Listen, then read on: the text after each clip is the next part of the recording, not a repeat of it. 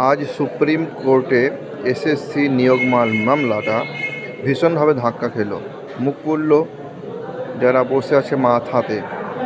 এ কেমন শিক্ষানীতি, শিক্ষা ব্যবস্থা? একটা নিয়োগ ঠিকঠাক হয় না, শুধু বাম্পার আর বাম্পার। রাস্তাতে যেমন বাম্পার, এখানে তেমনই।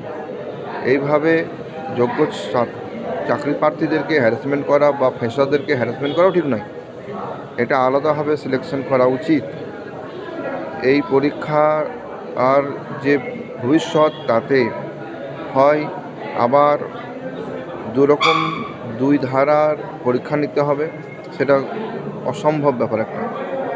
অথবা আরেকটা যেটা করতে হবে, সিট 40 থেকে 50,000 বাড়িয়ে, না হলেও 20-30 হাজার বাড়িয়ে ফ্রেশারদের যারা যোগ্য, ফ্রেশারদের যারা 60 পেয়েছে এবং 68, 65 এরকম পেয়েছে, তাদেরকে নিয়োগ দিতে হবে।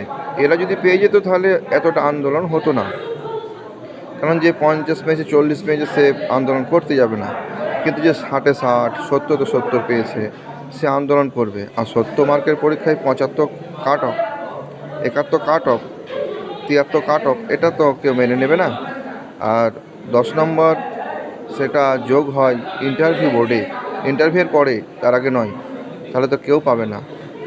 তাই এই নিয়োগটাও